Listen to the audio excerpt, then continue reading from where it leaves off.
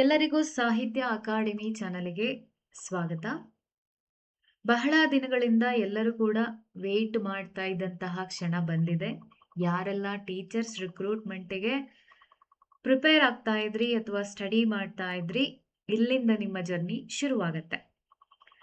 ಈಗಷ್ಟೇ ಕ್ರೈಸ್ ನೋಟಿಫಿಕೇಶನ್ ಹೊರಬಿದ್ದಿದೆ. ನಂತರ GPSTR ಆಗಿರ್ಬೋದು, HSTR ಆಗಿರ್ಬೋದು, PSTR ಆಗಿರ್ಬೋದು, PU ಲೆಕ್ಚರರ್ ಆಗಿರ್ಬೋದು, ಅಸಿಸ್ಟೆಂಟ್ ಪ್ರೊಫೆಸರ್ ಎಕ್ಸಾಮಿನೇಷನ್ ಆಗಿರ್ಬೋದು. ಹೀಗೆ ಒಂದೊಂದೇ ಬರ್ತಾ ಹೋಗುತ್ತೆ.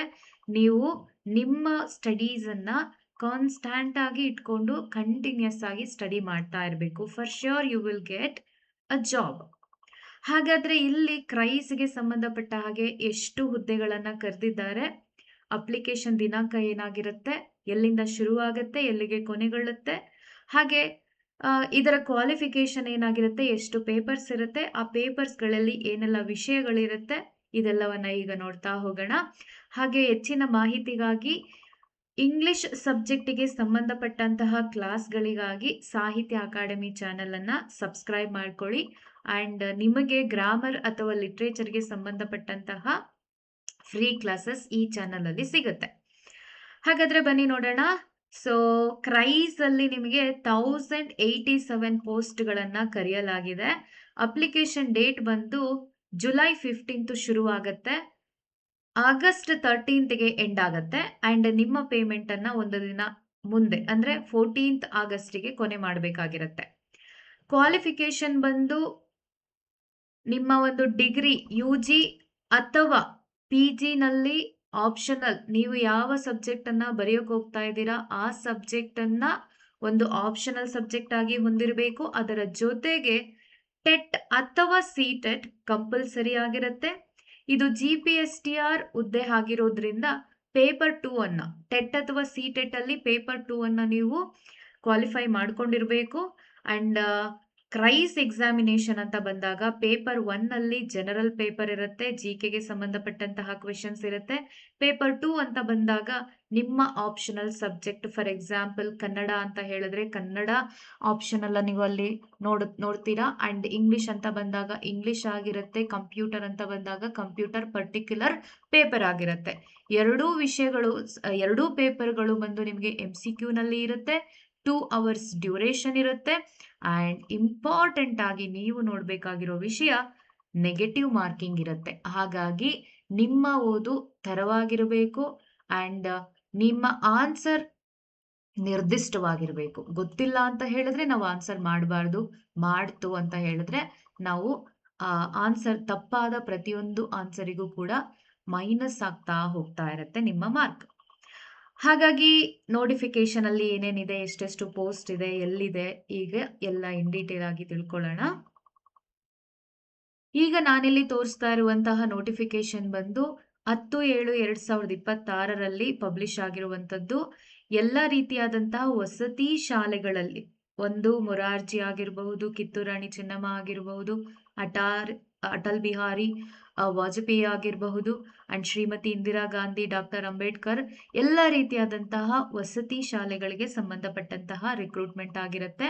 ಅದರಲ್ಲೂ ಕೂಡ ನಾನು ತೋರಿಸ್ತಾ ಇರುವಂತದ್ದು RPC ಅಂದ್ರೆ ಉಳಿಕೆ ಮೂಲ ವೃಂದ, non-HKಗೆ ಸಂಬಂಧಪಟ್ಟಿದ್ದಾಗಿದೆ. ಹಾಗಾದ್ರೆ ಇಲ್ಲಿ ಎಷ್ಟೆಷ್ಟು ಹುದ್ದೆಗಳು, ಯಾವ ಯಾವ ಸಬ್ಜೆಕ್ಟಿಗಿದೆ ನೋಡೋಣ. ಕನ್ನಡ ಭಾಷಾ ಶಿಕ್ಷಕರು ಅಂತ ಹೇಳಿದಾಗ ಟೋಟಲ್ ಆಗಿ 103 ಇದೆ. ಈ ಬಾರಿ ಕೊಟ್ಟಿರುವಂತಹ ಹುದ್ದೆಗಳು 100, ಜೊತೆಗೆ ಹಿಂದೆ ಉಳಿದಿದ್ದಂತಹ ಹುದ್ದೆಗಳು ಬಂದು 3, ಟೋಟಲ್ ಆಗಿ 103 ಇದೆ. ಆಂಗ್ಲ ಭಾಷೆ ಅಂತ ಹೇಳಿದಾಗ 108, ಹಿಂದಿ ಭಾಷೆ 55, ಗಣಿತ 103, ವಿಜ್ಞಾನ 106, ಸಮಾಜ ವಿಜ್ಞಾನ 154, ಗಣಕಯಂತ್ರ ಅಂದ್ರೆ ಕಂಪ್ಯೂಟರ್ 57, ದೈಹಿಕ ಶಿಕ್ಷಣ PT 81. ಸೊ ಟೋಟಲ್ ಆಗಿ 767 RPC ನಲ್ಲಿ ಇರುತ್ತೆ. ನಿಮ್ಮ ಒಂದು ವೇತನ ಶ್ರೇಣಿ 54,000ದಿಂದ 99,000ದವರೆಗೆ ಇರುತ್ತೆ. ಅದು 2024ನ ಒಂದು ವೇತನ ಶ್ರೇಣಿ ಇಲ್ಲಿ ಅಪ್ಲೈ ಆಗಿರೋದ್ರಿಂದ ಇದೊಂದು ಒಳ್ಳೆ ರೀತಿಯ ಸ್ಯಾಲ್ರಿ ಆಗಿರುತ್ತೆ. ಯಾವುದೇ ಕಾರಣಕ್ಕೂ ನೀವು ಈ ಜಾಬ್ ಅನ್ನ ಮಿಸ್ ಮಾಡ್ಕೋಬೇಡಿ. ಹಾಗಾದ್ರೆ ಎಲ್ಲ ರೀತಿಯಾದಂತಹ ಒಂದು ಹುದ್ದೆಗಳ ಕ್ವಾಲಿಫಿಕೇಶನ್ ಏನಿದೆ ನೋಡೋಣ. ಇಲ್ಲಿ ಕನ್ನಡ ಭಾಷಾ ಶಿಕ್ಷಕರು ಅಂತ ಹೇಳಿದಾಗ ಮಾನ್ಯತೆ ಪಡೆದ ವಿಶ್ವವಿದ್ಯಾಲಯದಿಂದ ಕನ್ನಡ ಭಾಷೆಯನ್ನು ಒಂದು ಐಚ್ಛಿಕ ವಿಷಯವನ್ನಾಗಿ ಓದಿ ಕಲಾ ವಿಭಾಗದಲ್ಲಿ ಸ್ನಾತಕ ಪದವಿಯನ್ನ ಪಡೆದಿರಬೇಕು ಅಂತ ಹೇಳಿದ್ರೆ UG. ಅಥವಾ ಇಲ್ಲಿ ನಾನು ಕನ್ನಡವನ್ನ ಆಪ್ಷನಲ್ ಆಗಿ ತಗೊಂಡಿಲ್ಲ ಅಂತ ಹೇಳಿದ್ರೆ ನೀವು ನಿಮ್ಮ ಒಂದು PG ನಲ್ಲಿ ಪೋಸ್ಟ್ ಗ್ರಾಜುಯೇಷನ್ ಅಲ್ಲಿ ಏನೋ PG ಯನ್ನ ಮಾಡ್ಕೊಂಡಿರ್ಬೇಕಾಗಿರುತ್ತೆ, ಅಥವಾ ಡಿಪ್ಲೊಮಾವನ್ನು ಕೂಡ ಮಾಡ್ಕೊಂಡಿರ್ಬೋದು. ಅಭ್ಯರ್ಥಿಗಳು ಕರ್ನಾಟಕ ರಾಜ್ಯ ಪ್ರೌಢಶಿಕ್ಷಣ ಪರೀಕ್ಷಾ ಮಂಡಳಿ ಬೆಂಗಳೂರು ಇವರು ನಡೆಸಲಾಗುವ 4 ವರ್ಷಗಳ ಕನ್ನಡ ಪಂಡಿತ್ ಕೋರ್ಸ್ನಲ್ಲಿ ಉತ್ತೀರ್ಣರಾಗಿರಬೇಕು. ಇದರ ಜೊತೆಗೆ ಮಾನ್ಯತೆ ಪಡೆದ ವಿಶ್ವವಿದ್ಯಾಲಯದಿಂದ ಕನ್ನಡ BEd ಪದವಿಯನ್ನು ಕೂಡ ಪಡೆದಿರಬೇಕಾಗಿರುತ್ತೆ. ಅಥವಾ ಅಭ್ಯರ್ಥಿಯು ಸ್ನಾತಕ ಪದವಿಯಲ್ಲಿ ಕನ್ನಡವನ್ನು ಐಚ್ಛಿಕ ವಿಷಯನ್ನಾಗಿ ಅಭ್ಯಸಿಸದಿಲ್ಲದಿದ್ದರೆ, ನೀವೇನಾದ್ರೂ ಸ್ಟಡಿ ಮಾಡಿಲ್ಲ ಅಂತ ಹೇಳಿದ್ರೆ ಸ್ನಾತಕೋತ್ತರ, ನಾನು ಆಗ್ಲೇ ಹೇಳಿದ ಹಾಗೆ PG ಯಲ್ಲಾದ್ರೂ ನೀವು ಕನ್ನಡವನ್ನ ಆಪ್ಷನಲ್ ಆಗಿ ತಗೊಂಡಿರ್ಬೇಕಾಗಿರತ್ತೆ. ಇದು ನಿಮ್ಮ ಒಂದು ಕ್ವಾಲಿಫಿಕೇಶನ್ ಆಗಿರುತ್ತೆ. ಅಂದ್ರೆ ಐದರ್ PG ಆರ್ UG ನಲ್ಲಿ ನೀವು ಆಪ್ಷನಲ್ ಕನ್ನಡವನ್ನ ಓದಿರ್ಲೇಬೇಕು. ನೆಕ್ಸ್ಟ್ ಇಂಗ್ಲಿಷ್ ಭಾಷಾ ಶಿಕ್ಷಕರು ಅಂತ ಬಂದಾಗ ಸೇಮ್ ಕ್ವಾಲಿಫಿಕೇಶನ್ ಪ್ರೊಸೀಜರ್ ಆಗಿರುತ್ತೆ. ಯಾವುದಾದ್ರೂ ವಿಶ್ವವಿದ್ಯಾನಿಲಯ, ಮಾನ್ಯತೆ ಪಡೆದಂತಹ ವಿಶ್ವವಿದ್ಯಾನಿಲಯದ PG ಅಥವಾ UG ನಲ್ಲಿ ಇಂಗ್ಲಿಷ್ ನಿಮ್ಮ ಐಚ್ಛಿಕ ವಿಷಯವಾಗಿರಬೇಕು, ಅಥವಾ ಡಿಪ್ಲೊಮೊನಲ್ಲಿ ಮಾಡಿರಬೇಕು. ಅಂಡ್ ಇವೆರಡರಲ್ಲಿ ಯಾವುದಾದ್ರೂ ಒಂದರ ಜೊತೆಗೆ ನೀವೇನ್ ಮಾಡಿರ್ಬೇಕಾಗಿರತ್ತೆ, BEd ಅನ್ನ ಮೆಥಡ್ ಆಗಿ ಓದಿರ್ಬೇಕಾಗಿರತ್ತೆ. ಅದು ಒಂದಾಗಿರುತ್ತೆ. ಅಂಡ್ ಅಭ್ಯರ್ಥಿಯು ಸ್ನಾತಕೋತ್ತರ ಅಥವಾ ಸ್ನಾತಕ ಪದವಿ ಅಥವಾ ಪದವಿ ಪೂರ್ವ ಕೋರ್ಸ್ ಅಥವಾ SSLC ಯಲ್ಲಿ ಕನ್ನಡವನ್ನ ಒಂದು ಭಾಷೆಯಾಗಿ ಅಭ್ಯಾಸ ಮಾಡಿರ್ಲೇಬೇಕು. ಕನ್ನಡ ಸಾಹಿತ್ಯ ಪರಿಷತ್ ಬೆಂಗಳೂರು ಇವರಿಂದ ನಡೆಸಲಾಗುವ ಕನ್ನಡ ಪ್ರಮಾಣ ಪತ್ರ ಕೋರ್ಸ್ ಇದ್ರಲ್ಲಾದ್ರೂ ಉತ್ತೀರ್ಣವನ್ನೇ ಹೊಂದಿರಬೇಕು. ಅಂದ್ರೆ ನೀವು SSLC ಯಲ್ಲಿ ಅಥವಾ ನೆಕ್ಸ್ಟ್ ಬಂದಂತಹ ಯಾವುದೇ ಒಂದು ವಿದ್ಯಾಭ್ಯಾಸದಲ್ಲಿ ಕನ್ನಡವನ್ನ ಓದಿಲ್ಲ ಅಂತ ಹೇಳಿದ್ರೆ ಅದಕ್ಕೆ ಅಂತ ಒಂದು ಎಕ್ಸಾಮ್ ನಡೆಸ್ತಾರೆ, ಅದ್ರಲ್ಲಾದ್ರೂ ಉತ್ತೀರ್ಣ ಆಗಿರ್ಬೇಕಾಗಿರುತ್ತೆ. ಇಂಗ್ಲಿಷ್ ಭಾಷಾ ಆಗುವಂತಹ ಟೀಚರ್ಸ್ಗಳು. ನೆಕ್ಸ್ಟ್ ಹಿಂದಿ ಅಂತ ಬಂದಾಗ ಅಲ್ಲಿಯೂ ಕೂಡ ಸೇಮ್ ವಿದ್ಯಾರ್ಹತೆಗಳನ್ನ ನೋಡಬಹುದು. ಮಾನ್ಯತೆ ಪಡೆದ ವಿಶ್ವವಿದ್ಯಾನಿಲಯದಿಂದ ಹಿಂದಿ ಭಾಷೆಯನ್ನು ಒಂದು ಐಚ್ಛಿಕ ವಿಷಯವನ್ನಾಗಿ ಅಥವಾ ಅದರ ಜೊತೆಗೆ BEd ಕೂಡ ಮೆಥಡ್ ಆಗಿರ್ಬೇಕಾಗಿರುತ್ತೆ.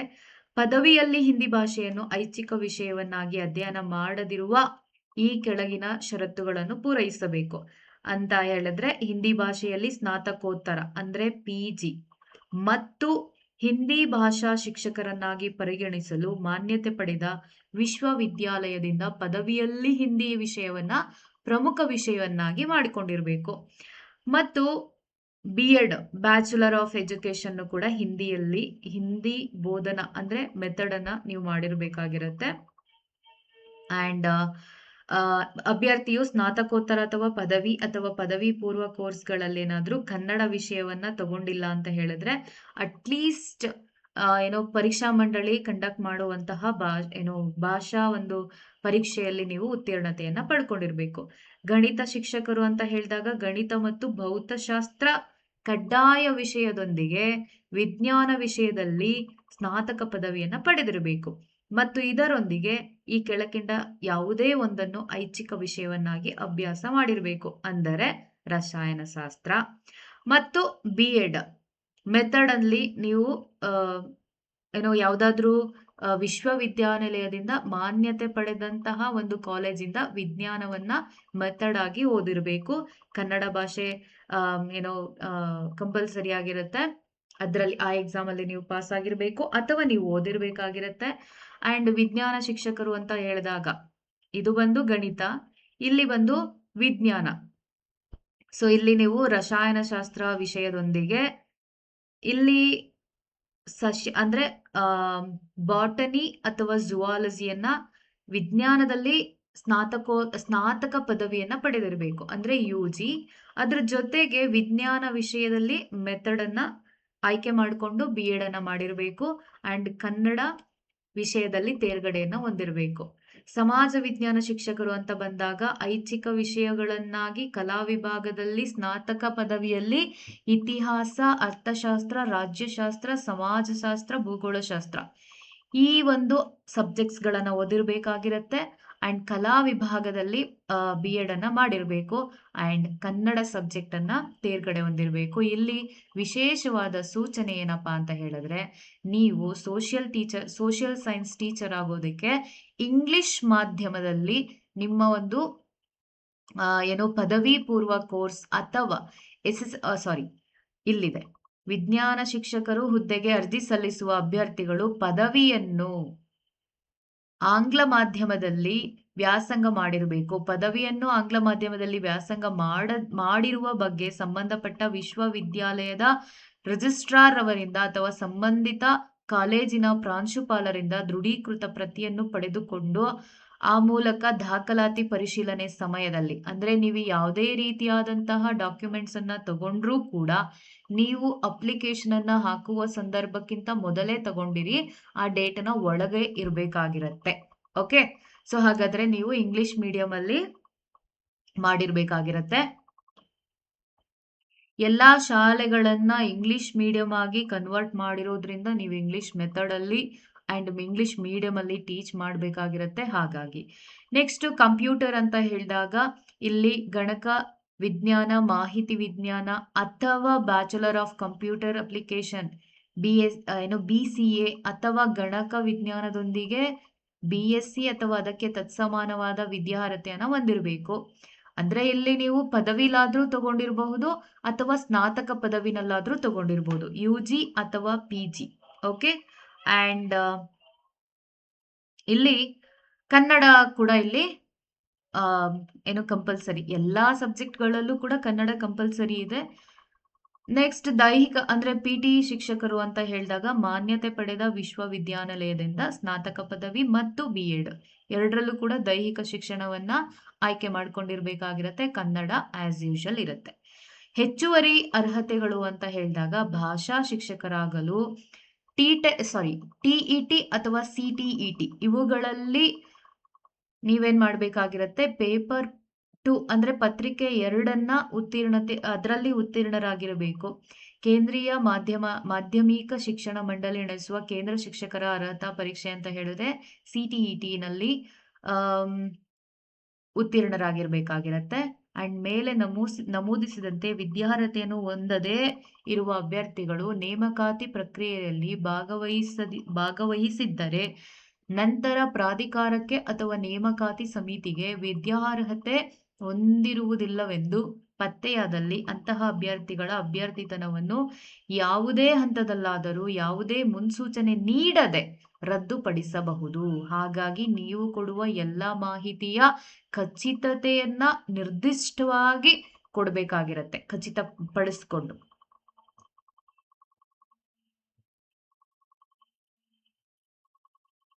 ಈಗಷ್ಟೇ ಟೇಕ್ ಫಾರ್ ಎಕ್ಸಾಂಪಲ್ MA ಅಥವಾ BA ಈ ಎರಡು ಯಾವುದಾದ್ರೂ ಕೋರ್ಸ್ಗಳನ್ನ ಮಾಡ್ತಾ ಇರುವಂತಹ ವಿದ್ಯಾರ್ಥಿಗಳು ಅಥವಾ ಅಭ್ಯರ್ಥಿಗಳು ಕೇಳೋದೇನಪ್ಪಾ ಅಂತ ಹೇಳಿದ್ರೆ, ನಾನು ಈಗಷ್ಟೇ ಎಕ್ಸಾಮ್ ಅನ್ನ ಬರ್ದಿದ್ದೀನಿ, ರಿಸಲ್ಟ್ಗೋಸ್ಕರ ವೇಟ್ ಮಾಡ್ತಾ ಇದ್ದೀನಿ, ಹಾಗಾದ್ರೆ ನಾನು ಎಕ್ಸಾಮ್ ಅನ್ನ ತಗೋಬಹುದಾ ಅಂತವರಿಗೆ ಇಲ್ಲಿ ನಿರ್ದಿಷ್ಟವಾಗಿ ಸೂಚನೆಯನ್ನ ಕೊಟ್ಟಿದ್ದಾರೆ ನೋಡಿ. ನಿಗದಿತ ವಿದ್ಯಾರ್ಹತೆ ಪಡೆಯಲು ಪರೀಕ್ಷೆ ಬರೆದು ಫಲಿತಾಂಶಕ್ಕಾಗಿ ಕಾಯುತ್ತಿರುವ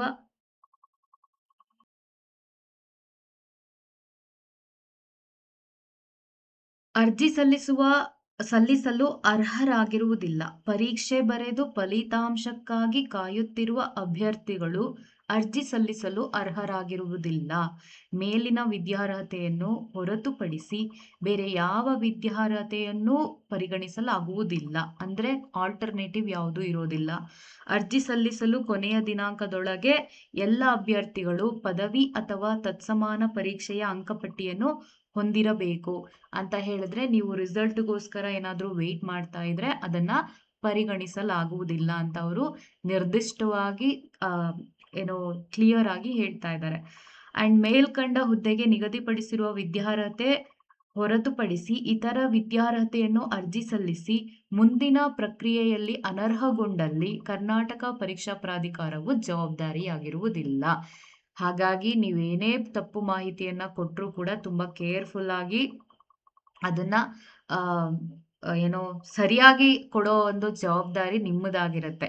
ತಪ್ಪು ಮಾಹಿತಿ ಕೊಡಿ ಅಂತ ನಾ ಹೇಳ್ತಾ ಇಲ್ಲ, ಸರಿಯಾದ ರೀತಿನಲ್ಲಿ ಮಾಹಿತಿ ಕೊಟ್ಟು ಅದಕ್ಕೆ ಹೊಣೆ ನೀವೇ ಆಗಿರ್ತೀರ.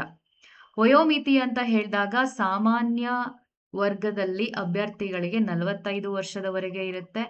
2A 2B 3A 3B ಅಭ್ಯರ್ಥಿಗಳಿಗೆ 48 ವರ್ಷಗಳು. ಪರಿಶಿಷ್ಟ ಜಾತಿ ಪರಿಶಿಷ್ಟ ಪಂಗಡ ಅಂತ ಬಂದಾಗ ಪ್ರವರ್ಗ 1 ಅಭ್ಯರ್ಥಿಗಳಿಗೆ 50 ವರ್ಷಗಳವರೆಗೆ ಮೀಸಲಾತಿಯನ್ನ ಅಲ್ಲಿವರೆಗೂ ಅವರು ಅಪ್ಲೈಯನ್ನ ಮಾಡಬಹುದಾಗಿರುತ್ತೆ. ಅಂಡ್ ಇನ್ನ ಇಂಪಾರ್ಟೆಂಟ್ ಅಂತ ಹೇಳಿದ್ರೆ ಆನ್ಲೈನ್ ಅರ್ಜಿ ಸಲ್ಲಿಸಬೇಕಾದ್ರೆ ಈ ವೆಬ್ಸೈಟ್ನ ಮೂಲಕ ನೀವು ಅರ್ಜಿಯನ್ನ ಸಲ್ಲಿಸಬಹುದು. ಪ್ರಾರಂಭವಾಗುವ ದಿನಾಂಕ 15 ಅಂತ ಹೇಳಿದ್ರೆ ಇದೇ ತಿಂಗಳ 15 ಪ್ರಾರಂಭವಾಗುತ್ತೆ. ಕೊನೆಯ ದಿನಾಂಕ ಬಂದು 13 ಆಗಿರುತ್ತೆ. ಹಾಗೆ ನೀವು ಪೇಮೆಂಟ್ ಮಾಡೋಕೆ ಕೊನೆ ದಿನಾಂಕ ಬಂದು 14 ಆಗಿರುತ್ತೆ. ಸೊ ಅದನ್ನ ಬಿಟ್ಟು ವೇತನ ಶ್ರೇಣಿ 2024ರ ಪರಿಷ್ಕೃತ ರಾಜ್ಯ ವೇತನ ಶ್ರೇಣಿ ಅನ್ವಯ 54,175 ನಿಮ್ಮ ಬೇಸಿಕ್ ಸ್ಯಾಲರಿಯಿಂದ ಹಿಡಿದು ಬೇರೆ ಬೇರೆ ಎಲ್ಲ ಸೇರಿ ನಿಮಗೆ ಸ್ಯಾಲರಿ ಸೇರ್ಕೊಂಡಿರುತ್ತೆ. ಬೇಸಿಕ್ ಬಂದು 54 ಆಗುತ್ತೆ. ಅಂಡ್ ಪಿಂಚಣಿ ವ್ಯವಸ್ಥೆಯನ್ನು ಕೂಡ ನಿರ್ದಿಷ್ಟವಾಗಿ ಎಲ್ಲವನ್ನ ಕೊಟ್ಟಿದ್ದಾರೆ. ಹಾಗೆ ನಿಮ್ಮ ಒಂದು ಶುಲ್ಕ ಬಂದಾಗ ಸಾಮಾನ್ಯ ಅರ್ಹತೆ ಮತ್ತು ಇತರೆ ಪ್ರವರ್ಗಗಳು ಅಂತ ಹೇಳಿ 2A 2B 3A 3B ಇಲ್ಲಿ ಟೋಟಲ್ ಆಗಿ 750 ಪಾವತಿ ಮಾಡಬೇಕಾಗಿರುತ್ತೆ. ಯಾವುದೇ ಶುಲ್ಕವನ್ನ ಹಿಂದಿರುಗಿಸಲ್ಲ. ಪರಿಶಿಷ್ಟ ಜಾತಿ ಪರಿಶಿಷ್ಟ ಪಂಗಡ ಪ್ರವರ್ಗ 1 ಮಾಜಿ ಸೈನಿಕ ತೃತೀಯ ಲಿಂಗಿ, ಸೊ ಇಲ್ಲಿ 500 ಪಾವತಿ ಮಾಡಬೇಕು. ವಿಶೇಷ ಚೇತನ ಅಭ್ಯರ್ಥಿಗಳಿಗೆ 250. ಇದ್ಯಾಕಪ್ಪ ಅಂತ ಹೇಳಿದ್ರೆ ಪ್ರಕ್ರಿಯೆ ಶುಲ್ಕಕ್ಕೆ ಅಲ್ಲಿ ಇವರಿಗೆ ಫ್ರೀ ಇರುತ್ತೆ, ಫೀಸ್ ಏನೂ ಇರಲ್ಲ. ಆದ್ರೆ ಪ್ರೋಸೆಸಿಂಗ್ ಚಾರ್ಜ್ ಅಂತ ಬಂದು 250 ತಗೊಳ್ತಾರೆ.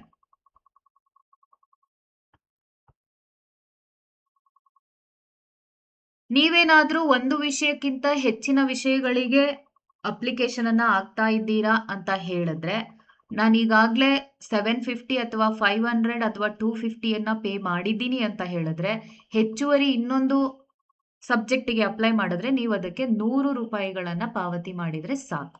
ಇದೊಂದು ಒಳ್ಳೆ ಬೆನಿಫಿಟ್ ಅಂತ ಹೇಳ್ಬಹುದು.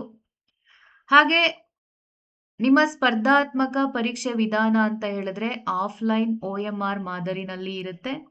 ಲಿಖಿತ ಪರೀಕ್ಷೆಯನ್ನು ರಾಜ್ಯದ ಆಯ್ದ ಜಿಲ್ಲಾ ಕೇಂದ್ರಗಳಲ್ಲಿ ನಡೆಸಲಾಗುತ್ತೆ ಹಾಗೂ ಸ್ಪರ್ಧಾತ್ಮಕ ಪರೀಕ್ಷೆಗಳನ್ನು ನಡೆಸಲಾಗುವ ಪರೀಕ್ಷಾ ಕೇಂದ್ರದ ವಿವರಗಳನ್ನು ನಂತರದಲ್ಲಿ ತಿಳಿಸಲಾಗುತ್ತೆ. ಅಲ್ಲಿವರೆಗೂ ವೇಟ್ ಮಾಡಬೇಕು. ಅದಕ್ಕೆ ಏನೇನೆಲ್ಲ ಡೀಟೇಲ್ಸ್ ಬೇಕು ಎಲ್ಲವನ್ನ ಕೊಟ್ಟಿದ್ದಾರೆ.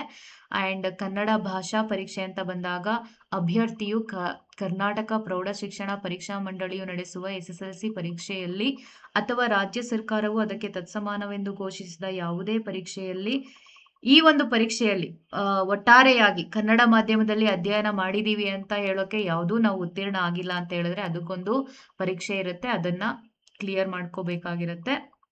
ಹಾಗೆ ನೀವು ಈ ಪರೀಕ್ಷೆಯನ್ನ ಕ್ರೈಸ್ ಪರೀಕ್ಷೆಯನ್ನ ಬರಿಬೇಕಾದ್ರೆ ಅದರಲ್ಲಿ ಏನೆಲ್ಲ ವಿಷಯಗಳು ಅಂತ ಹೇಳಿದ್ರೆ, ಪತ್ರಿಕೆ 1ರಲ್ಲಿ ಟೋಟಲ್ ಆಗಿ GK ಇರುತ್ತೆ. 100 ಮಾರ್ಕ್ಸಿಗೆ ಬರೀತೀರಾ. ಗರಿಷ್ಠಾಂಕಗಳು ಬಂದಾಗ ಅಂದ್ರೆ MCQs ಬಂದು 100 ಇರುತ್ತೆ, 100 ಮಾರ್ಕ್ಸ್ ಇರುತ್ತೆ, 2 ಅವರ್ಸ್ ಟೈಮ್ ಇರುತ್ತೆ. ಇಷ್ಟು ನಿಮ್ಮ ಒಂದು ವಿಷಯಗಳನ್ನ ಅದರಲ್ಲಿ ಕವರ್ ಮಾಡಿರ್ತಾರೆ. ನಿರ್ದಿಷ್ಟ ಪೇಪರ್ ಅಂತ ಬಂದಾಗ ನಿಮ್ಮ ವಿಷಯವಾರು ಪಠ್ಯಕ್ರಮವನ್ನ ಕೊಟ್ಟಿರ್ತಾರೆ. ಹಾಗೆ ಈ ಹಿಂದೆ ಕೊಟ್ಟಿದ್ದಂತಹ ಒಂದು ಸಿಲೆಬಸ್ ಅನ್ನೇ ನೀವು ರೆಫರ್ ಮಾಡಬಹುದು. ಯಾಕೆ ಅಂತ ಹೇಳಿದ್ರೆ ನಿಮ್ಮ ಒಂದು ಹೇಗಿದೆ ಅಂತ ಹೇಳಿದ್ರೆ, ಫಾರ್ ಎಕ್ಸಾಂಪಲ್ ಕನ್ನಡ ಲಿಟ್ರೇಚರ್ ಅಂತ ತಗೊಂಡ್ರೆ ಅಲ್ಲಿ ಎಲ್ಲಾ ರೀತಿಯಾದಂತಹ ಕಾಲಗಳನ್ನ ಕೊಟ್ಟಿದ್ದಾರೆ. ಅದರ ಅರ್ಥ ನೀವು ಒಟ್ಟಾರೆಯಾಗಿ ಕನ್ನಡ ಲಿಟ್ರೇಚರ್ ಅನ್ನ ಓದಬೇಕಾಗಿರುತ್ತೆ. ಇಂಗ್ಲಿಷ್ ಅಂತ ಬಂದಾಗ ಇಂಗ್ಲಿಷ್ ಅಲ್ಲಿ ಎಲ್ಲ ಗ್ರಾಮರ್ ಪಾಯಿಂಟ್ಸ್ ಗಳನ್ನ ಕಂಟೆಂಟ್ ಅನ್ನ ಹಾಕಿದ್ದಾರೆ, ಸ್ವಲ್ಪ ಪೆಡಾಲಜಿಯನ್ನ ಹಾಕಿದ್ದಾರೆ. ಅವೆರಡನ್ನು ಕೂಡ ನೀವು ಕವರ್ ಮಾಡ್ಕೋಬೇಕಾಗಿರುತ್ತೆ. ಹೀಗಿರುತ್ತೆ ನಿಮ್ಮ ಒಂದು ಎಕ್ಸಾಮಿನೇಷನ್ ಪೇಪರ್ಸ್ಗಳು. ಹಾಗೆ ನೆಗೆಟಿವ್ ವ್ಯಾಲ್ಯೂಯೇಷನ್ ಇರುತ್ತೆ. ಪ್ರತಿಯೊಂದು ತಪ್ಪು ಉತ್ತರಗಳಿಗೆ ನೀವು 0.25 ಅಂದ್ರೆ ಕಾಲು ಭಾಗದಷ್ಟು ಮಾರ್ಕ್ಸ್ ಅನ್ನ ಕಳ್ಕೊಳ್ತಾ ಹೋಗ್ತೀರಾ. ಹಾಗೆ ಅದನ್ನ ಬಿಟ್ಟು ಹಾ, ಇದು ಇಂಪಾರ್ಟೆಂಟ್ ಆಗಿರುತ್ತೆ. ಜಾತಿ ಅಥವಾ ಮೀಸಲಾತಿ ಪ್ರಮಾಣ ಪತ್ರಗಳು ಅಂತ ಬಂದಾಗ, ಅದರಲ್ಲೂ ಕೂಡ ಈ ಬಾರಿ ಕೋರ್ಟ್ ಮೆಟ್ಟಿಲೇರಿದಂತಹ ಅತಿ ಹೆಚ್ಚು ಕೇಸ್‌ಗಳಾದಂತಹ ಒಂದು ಆಮ್, ಏನೋ ವಿಶೇಷ ಆ, ಏನೋ ಕ್ಯಾಟಗರಿ ಅಂತ ಹೇಳಿದ್ರೆ ಆದಾಯ ಪ್ರಮಾಣ ಪತ್ರ ಆಗಿರುತ್ತೆ. ಹಾಗಾಗಿ ನೀವಿಲ್ಲಿ ಉದ್ಯೋಗಕ್ಕಾಗಿ ಅಂತಾನೆ ಮಾಡಿಸಿರುವಂತಹ ಆದಾಯ ಪ್ರಮಾಣ ಪತ್ರವನ್ನ ಕೊಡಬೇಕು. ಅದರಲ್ಲೂ ಕೂಡ ಮಹಿಳೆಯರು, ಮದುವೆಯಾಗಿರುವಂತಹ ಮಹಿಳೆಯರು ಗಂಡನ ಆದಾಯ ಪ್ರಮಾಣ ಪತ್ರವನ್ನೇ ಕೊಡಬೇಕಾಗಿರುತ್ತೆ. ಅದನ್ನು ಕೂಡ ಇಲ್ಲಿ ಪರ್ಫೆಕ್ಟ್ ಆಗಿ ಮೆನ್ಷನ್ ಮಾಡಿದ್ದಾರೆ. ಪ್ರವರ್ಗ 2A, 2B, 3A, 3Bಗೆ ಸಂಬಂಧಪಟ್ಟಂತಹ ವಿವಾಹಿತ ಮಹಿಳಾ ಅಭ್ಯರ್ಥಿಗಳು ಅವರ ಪತಿಯ ಹೆಸರಿನೊಂದಿಗೆ ಜಾರಿಯಾದ ಜಾತಿ ಮತ್ತು ಆದಾಯ ಪ್ರಮಾಣ ಪತ್ರವನ್ನು ಅರ್ಜಿ ಸಲ್ಲಿಸಲು ನಿಗದಿಗೊಳಿಸಿದ ಕೊನೆಯ ದಿನಾಂಕದೊಳಗೆ ಪಡೆದುಕೊಂಡು ಅರ್ಜಿಯಲ್ಲಿ ಮೀಸಲಾತಿಯನ್ನ ಕೋರತಕ್ಕದ್ದು ಅಂತ ಹೇಳಿದ್ರೆ, ನೀವು ಫಾರ್ ಎಕ್ಸಾಂಪಲ್ ಜುಲೈ 22 ಅಪ್ಲೈ ಮಾಡ್ತಾ ಇದ್ದೀರಾ ಅಂತ ಹೇಳಿದ್ರೆ, ಆ ದಿನಾಂಕದ ಒಳಗಡೆ ನಿಮ್ಮ ಒಂದು ಆದಾಯ ಪ್ರಮಾಣ ಪತ್ರದ ಒಂದು ವ್ಯಾಲಿಡಿಟಿ ಇರಬೇಕಾಗಿರತ್ತೆ. ಸೊ ಈ ಎಲ್ಲದರ ಜೊತೆಗೆ ಕಲ್ಯಾಣ ಕರ್ನಾಟಕಕ್ಕೆ ಸಂಬಂಧಪಟ್ಟಂತಹ ಹುದ್ದೆಗಳು ಅಂತ ಹೇಳಿದ್ರೆ, ನೋಡಿ ಇದು ಕಲ್ಯಾಣ ಕರ್ನಾಟಕದಲ್ಲಿ ಇದ್ದಂತಹ ಹುದ್ದೆಗಳಾಗಿರುತ್ತೆ. ಕನ್ನಡ ಭಾಷೆಗೆ 62, ಇಂಗ್ಲಿಷ್ ಭಾಷಾ ಶಿಕ್ಷಕರಿಗೆ 69, ಹಿಂದಿ 31, ಗಣಿತ ಶಿಕ್ಷಕರು 35, ವಿಜ್ಞಾನ 32, ಸಮಾಜ ವಿಜ್ಞಾನ 24, ದೈಹಿಕ ಶಿಕ್ಷಣ 33, ಪದವೀಧರ ಚಿತ್ರಕಲಾ ಶಿಕ್ಷಕರು ಇಲ್ಲಿ ಎಕ್ಸ್ಟ್ರಾ ಇದೆ ನೋಡಿ 17, ಡಿಪ್ಲೊಮೊ ಚಿತ್ರಕಲಾ ಶಿಕ್ಷಕರು ಈ 2 ಹುದ್ದೆಗಳನ್ನ ಇಲ್ಲಿ ಎಕ್ಸ್ಟ್ರಾ ಕೊಟ್ಟಿದ್ದಾರೆ 17. ಒಟ್ಟಾರೆಯಾಗಿ 320. RPC ಮತ್ತೆ KK ಎರಡಿಂದ ಸೇರಿಸಿ 1087 ಹುದ್ದೆಗಳನ್ನ ಕರೆಯಲಾಗಿದೆ. ಇದೊಂದು ಒಳ್ಳೆ ಅವಕಾಶ ಆಗಿದ್ದು ದಯವಿಟ್ಟು ಯಾರು ಈ ಅವಕಾಶವನ್ನ ಮಿಸ್ ಮಾಡ್ಕೋಬೇಡಿ. ಹಾಗೆ ಹೆಚ್ಚಿನ ಮಾಹಿತಿಗೆ ನಾನು ಇನ್ನು ಮುಂದೆ ವಿಡಿಯೋಸ್ಗಳನ್ನ ಅಪ್ಲೋಡ್ ಮಾಡ್ತಾ ಹೋಗ್ತೀನಿ. ಒಂದು ಇಂಗ್ಲಿಷ್ಗೆ ಸಂಬಂಧಪಟ್ಟಂತಹ ಸಿಲೆಬಸ್ ಆಗಿರಬಹುದು, ಸಿಲೆಬಸ್ನ ಜೊತೆಗೆ ಕ್ಲಾಸ್ಗಳಾಗಿರ್ಬೋದು, ಎರಡನ್ನೂ ಕೂಡ ನಾನು ಇನ್ ಮುಂದೆ ಕ್ಲಾಸ್ಗಳನ್ನ ಮಾಡ್ತಾ ಹೋಗ್ತೀನಿ. ತಪ್ಪದೆ ಪ್ರತಿಯೊಂದು ವಿಡಿಯೋಗಳನ್ನ ನೋಡ್ತಾ ಹೋಗಿ, ಹಾಗೆ ಸಬ್ಸ್ಕ್ರೈಬ್ ಮಾಡೋದನ್ನ ಮರಿಬೇಡಿ. ಹಾಗೆ ನೀವು ನೋಡಿದಂಥ ವಿಡಿಯೋಗಳನ್ನ ಶೇರ್ ಮಾಡಿ, ಲೈಕ್ ಮಾಡಿ. ಎಲ್ಲರಿಗೂ ತುಂಬಾ ಧನ್ಯವಾದಗಳು. ಮತ್ತೆ ಸಿಗೋಣ.